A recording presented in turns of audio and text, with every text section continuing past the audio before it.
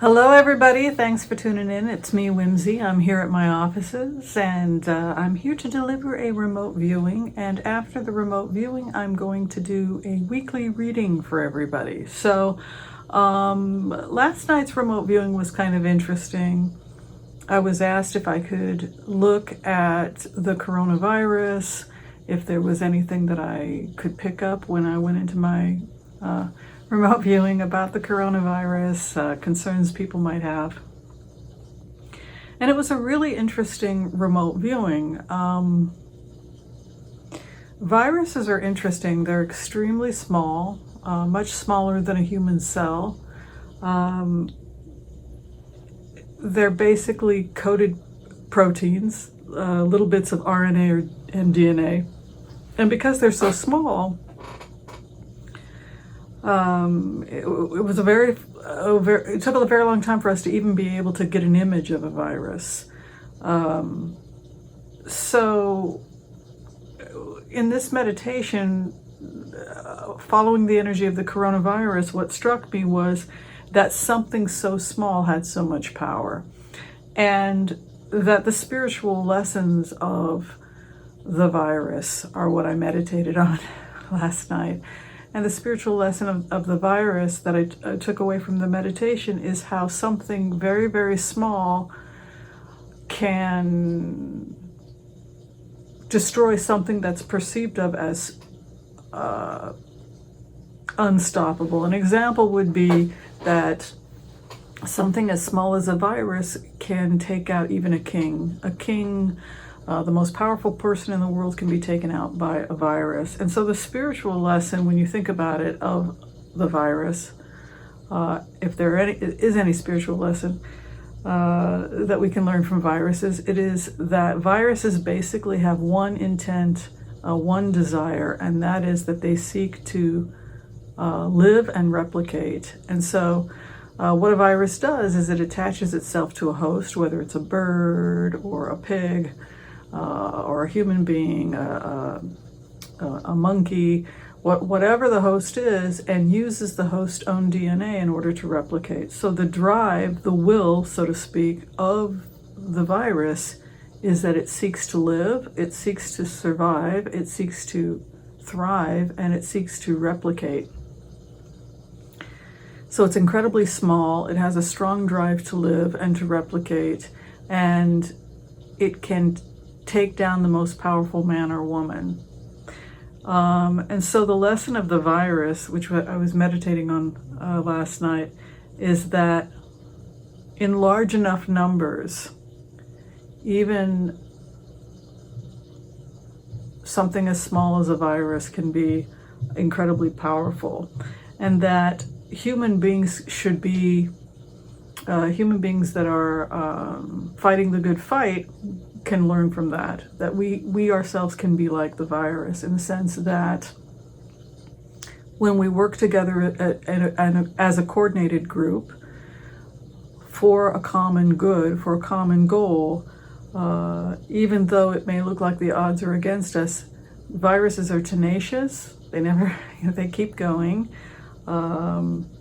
and they're like locusts in the sense that they go in, they replicate, they're incredibly small but incredibly powerful. The other part of the meditation I looked at had to do with the environment as a whole.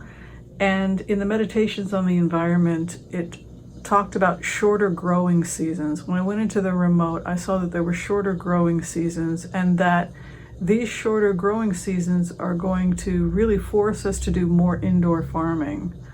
And that's especially true in the southern states. The southern states are starting to notice that it's getting extremely hot sooner, and they're losing crops.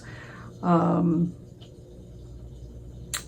with the increased heat comes increased pest. And that can be like locust, pest, vermin, etc. And when I did a meditation on that, it seemed to suggest that when the weather is hot, when it's extremely hot, that actually causes locust breed and certain types of pest breed, and it causes their populations to go up. And so that's why we could be seeing in the south more pest, certainly in Africa, more locust. The heat brings increases in breeding, and that's what's causing these locust to overtake whole areas of Africa. So again, the takeaway of last night's meditation is that we learn that even small things like a locust or a virus can be very, very powerful when they are part of a group and that they are single-minded. Kind of makes you think about how Bernie Sanders ran his campaign, just very regular people all focused on a common goal. So I thought that was kind of interesting, and I wanted to share that meditation on the virus, what we can learn from the virus. Okay, so I want to do a weekly reading. This is something I thought about last night, and it's collectively for the group. It's for everyone watching. From the time you watch this video, this is the message for you. And I decided to meditate on what do we need to do collectively in order to become happy now. So this is a happiness reading. And so for people watching, we're going to just go into the superconscious, the higher selves of the collective, and see if there's something we can learn about what we need to do in order to become happy. So I'll do a simple prayer and shuffle, and we'll take a look. All right, I want to call on white light protection for myself and my viewers as we ask permission from Spirit to access the Akashic records. We call on our spirit guides and good angels to be with us, give us the clarity and the wisdom that is needed to empower all of us on our journey to make the best decisions for ourselves, our families, for the planet, for the people we love, and to even help those we have strife with. And together, let us say, Amen. So the question is, what do we need to do in order to be happy?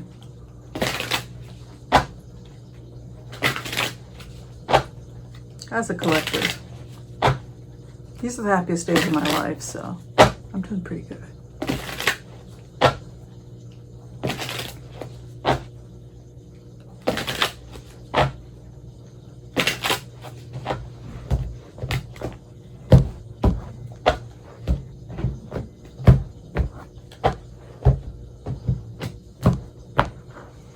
Where we are at right now as a group, it's interesting when you look at the cards for us as a community. Four of Pentacles moving in, which is a conservation card. It's about pulling back, restricting. Many of us could be feeling at this time that we're going through a period where we are very introverted. We don't have a lot of outward energy. We may be spending a lot of time meditating or close to home. It's also a time when we see things are ending. There's a real change in our lives between what our life was before and what our life is now. A lot of us could be going through really profound spiritual changes, and some of how that's expressing itself is that we've become quieter, more withdrawn, more pulled inward. The Buddha card, self-examination. So this is a quiet time. It doesn't surprise me that this is going on right now because it's the winter time and people tend to pull back their energy in the winter. A time of strife. The main thing coming up for the community is a feeling like we have multiple things coming at us at once. An Eight of Wands can be a feeling like we're being hit by more than one obstacle at a time. And this could be one of the reasons why we feel like we're shutting down or we're turning off the TV and we're just pulling back our energy a little bit. And what crosses us again, we're having these images of death, transformation. How our life used to be is over, and now there's a feeling like we're going into a totally new period in our lives, which you can see with the death card crossing us, the strife, and also could be an end of strife, or a feeling that we have put aside strife or conflict and are seeking a more peaceful inward energy. Both because the base card is the Knight of Pentacles, which is to stop or to cease or to slow down, but also the death card there. What is above us? Ace of Pentacles. So offers, if you're struggling financially, the coming months could indicate a switch financially, so you're starting to see a windfall, money starting to move in, opening up for people between now and spring of 2020. And a Two of Pentacles coming in the third house. So there's a feeling like there's a job offer or money coming in for you, but a feeling also with the Two of Pentacles in the third house of not feeling totally stable, not knowing exactly where you want to be in your life. But the good news is that energetically things are opening up for people with finance, work, etc. There's also a feeling when you go into this group that a lot of us are just emotionally and physically exhausted, just a feeling of being bone tired, like we can't do this anymore. We're coming out of, if you look at the fifth house, the Ten of Swords, just absolute exhaustion for the group. And going into a period now where our energy is very balanced, we're conserving our energy. The sixth house is the Queen of Cups, which is harmonious energy, peace. It's the Queen of Hearts. It's a more loving, peaceful, homebody kind of energy we're moving into. And just a feeling that we're shutting down in terms of just too much overstimulation. Seventh house is the Two of Swords.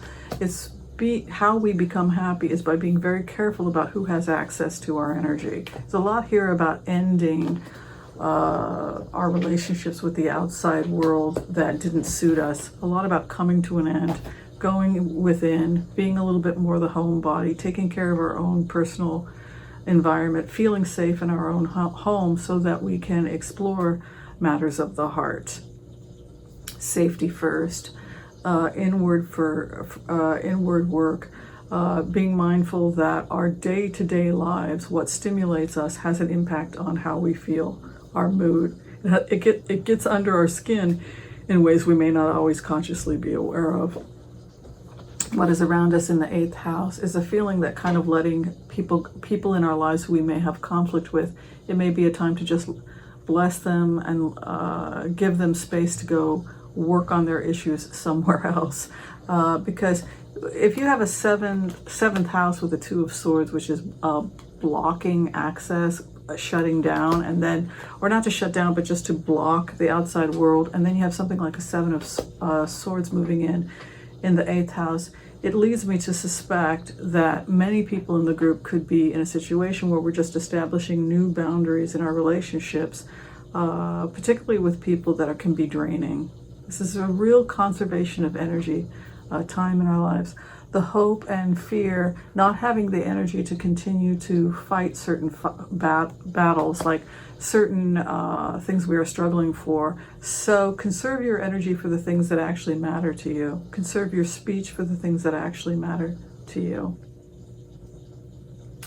Rather than having our energy be all over the place and being wiped out on things which do nothing to better our cause.